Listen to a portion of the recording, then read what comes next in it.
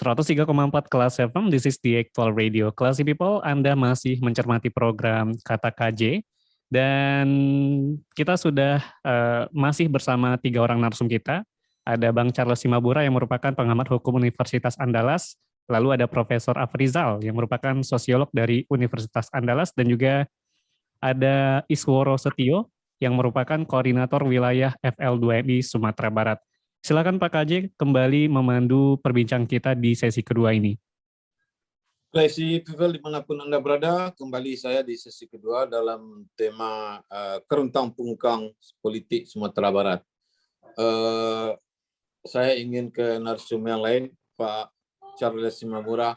Bagaimana Anda terkejut Anda membaca tema ini, keruntang pungkang politik Sumatera Barat? Silakan Pak Charles. Ya, baik, makasih Dak KJ. Bukan kaget, saya sedang berpikir kuala arti gini. Tertawa ya. Keruntang pungkang itu dari seperti kapal pecah lah. Oh, centang perenang nah. Iya, centang perenang. Tapi di hati itulah ya. Di hati itu sedikit.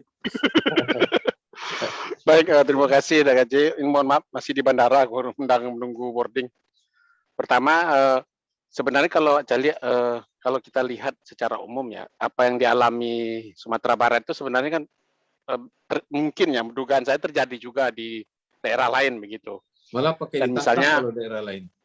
Nah, kemarin Probolinggo udah OTT kan begitu. Yeah. Lalu terkait persoalan beli mobil dinas, ada juga di daerah kita yang beli mobil dinas.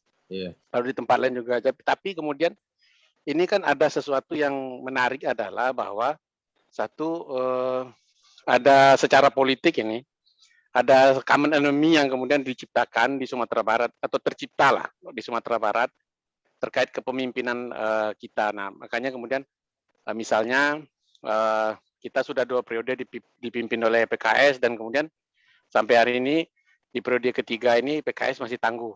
Nah, makanya kemudian kalau kita lihat keruntang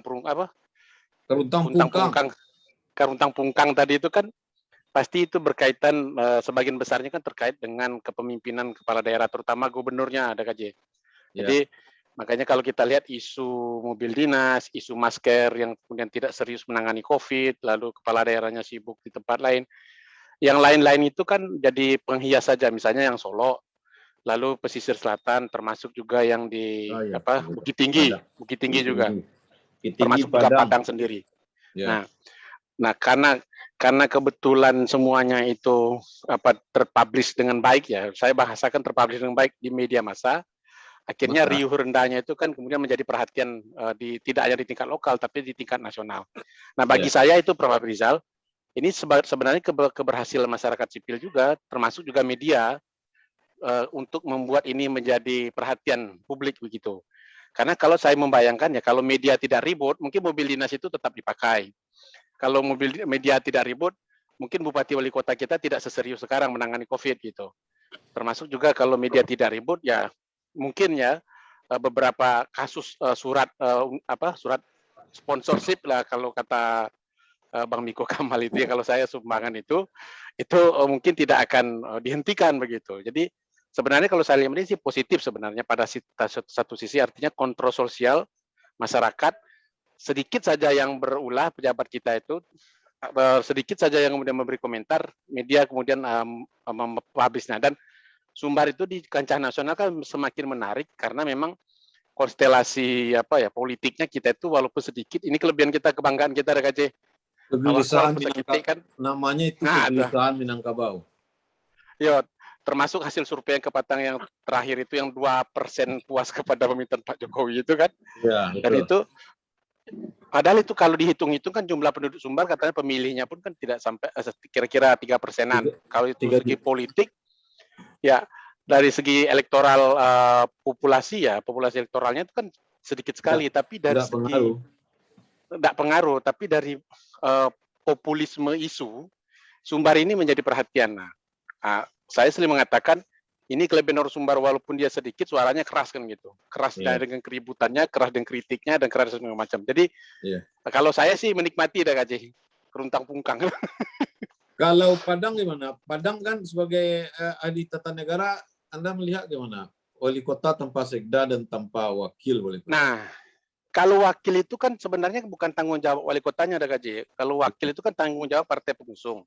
Iya. Jadi wali kota itu kalau kita belajar juga di kasus Aniesnya kemarin di DKI kan, dia kan pasif saja itu, ya, bahwa kemudian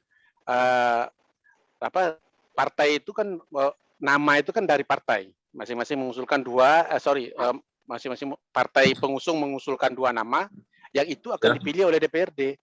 Jadi semakin lama partai mengajukan nama, ya semakin lama lah kekosongan jabatan itu. Kalaupun misalnya ketua partainya ingin aktif, misalnya sebenarnya kan yang disepta bisa selaku wali kota ya, dan ketua DPD PAN Kota Padang, kan dia bisa menginisiasi. Cuma kan sekarang jadi masalah kan PAN tidak sendiri, dia harus koalisi dengan mengusulkan bersama dengan PKS. Nah kemarin PAN sudah mengeluarkan nama, sekarang PKS yang belum ada nama, jadi tergantung di situ. Sudah jadi ada nama. Semakin lama satu sisi wali kota menikmati. Iya. Di sisi lain kita melihat ini dia menikmati begitu. Ya. Lalu kalau Solo gimana? Solo yang mengundurkan diri, Painan, pesisir selatan, Solo yang berkelahi itu gimana tuh? Iya. Nah kalau Solo, ya, makanya itu saya juga kaget dengan sebagai orang Solo kan kaget juga timbul tumen-tumen Solo kok heboh sampai yang kemarin itu ya. Tapi memang kuncinya memang sepertinya itu kan saya melihat memang tidak aktor utama yang di Solo yang kemudian menentukan begitu. Kecuali yang PAN-nya ya. Kalau dalam hal misalnya kalau konflik itu kita baca antara DPRD dengan ketua DPRD dengan kepala daerah, kunci itu kan ada di kepala daerah dan ketua DPRD. Tapi ternyata ketua DPRD juga tidak menentukan penuh.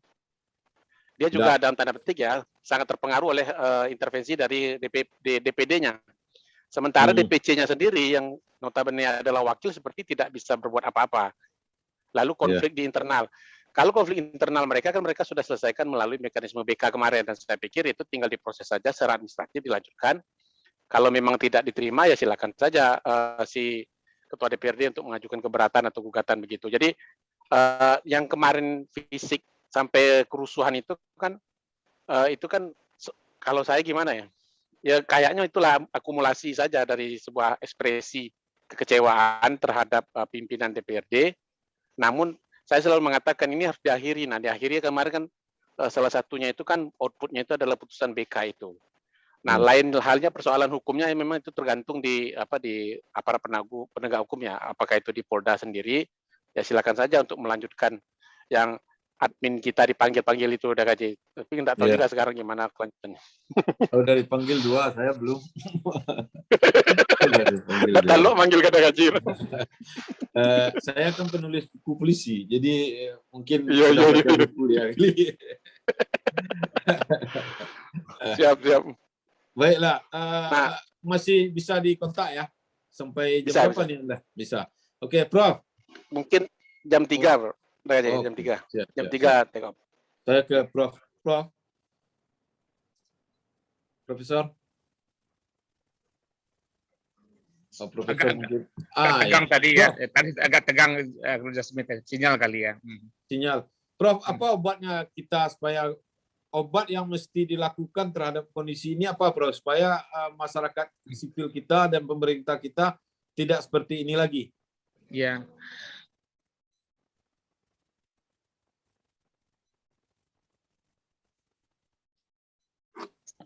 Politik itu belum lagi berjalan dengan baik ya.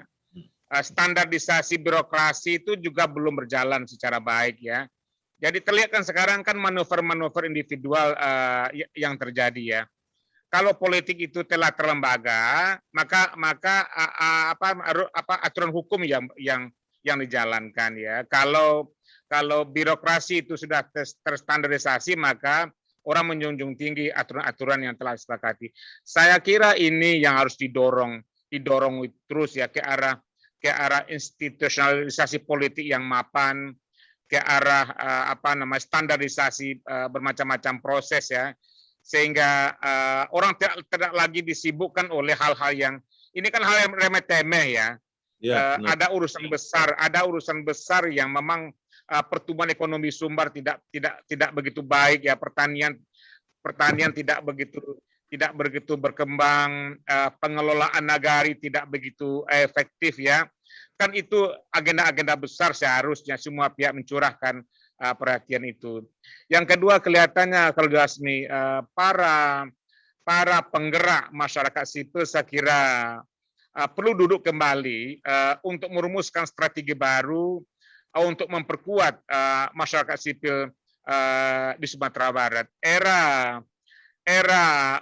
awal 2000-an kan menampakkan kekompakan dan kekuatan itu ya. Nah, mungkin karena momen-momen sudah hilang, lalu jaringan-jaringan masyarakat sipil sudah mulai lemah. Saya kira ini momentum kalau kami untuk para aktivis untuk duduk kembali, untuk berunding, bagaimana memperkuat masyarakat sipil sehingga daya tawar masyarakat makin kuat di mata politisi. Prof, karena Prof sudah lama hidup nih, kita mau contoh bagaimana ketika Gubernur Harun Zain Azwar Anas dulu memimpin Sumatera Barat. Kenapa rakyat begitu hangat hatinya? Kenapa berbeda dengan hari ini? Ya, karena memang apa yang beliau lakukan itu adalah aspirasi orang banyak ya, kepedulian orang banyak.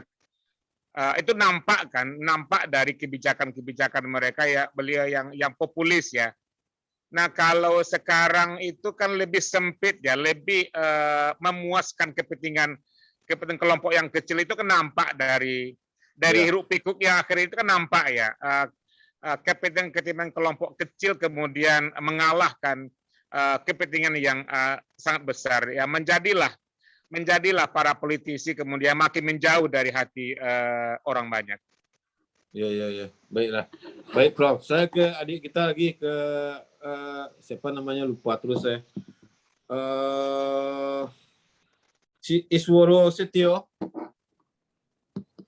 Ya, Isworo. Anda punya pandangan enggak tentang calon pemimpin masa depan itu bagaimana sehingga tidak kerutang pungkang lagi baik di Sumbar maupun di Indonesia? Oke, baik. Terima kasih Pak untuk kesempatannya. Nah, untuk kriteria ya dari sisi saya lihat pandangan saya sebagai seorang pemuda.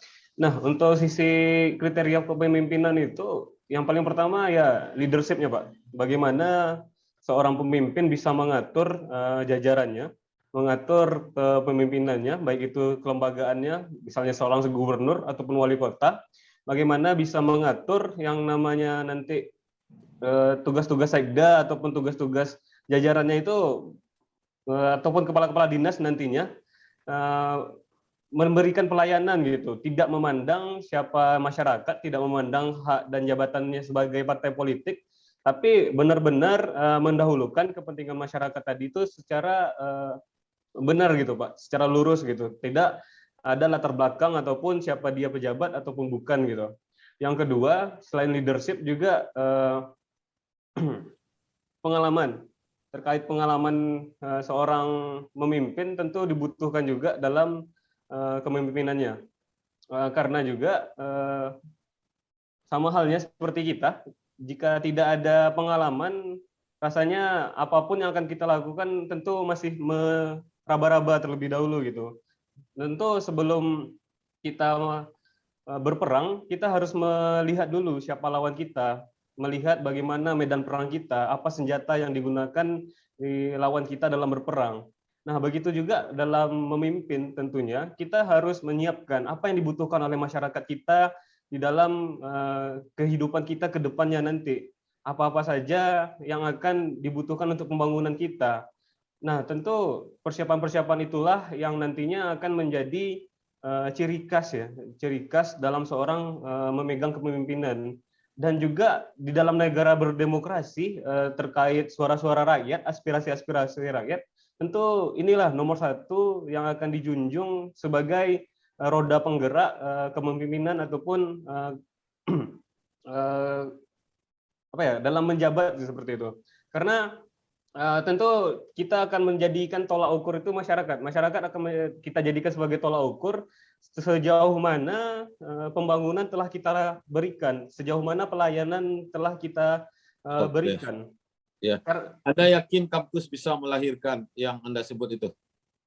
Nah, baik, untuk itu saya yakin ya, insya Allah, karena dinamika-dinamika politik kampus itu lebih kurang sama dengan dinamika-dinamika politik yang ada di nasional, Pak. Jadi centang perenang seperti yang telah kita bahas tadi juga ada di kampus gitu. Jadi jika nantinya kampus bisa melahirkan tokoh-tokoh yang nantinya bisa membangun negeri ini, insya Allah itu ada di kampus gitu. Karena kampus tidak hanya sebagai ruang akademisi, tapi juga sebagai ruang aspirasi yang juga mencerminkan literatur ya, literatur ataupun yang bersifat ilmiah. Yang mana ketika kita berbicara tanpa sumber sedikit pun, itu berarti bukan seorang akademisi ataupun ciri khas kampus yang ilmiah tadi, Pak. Baik.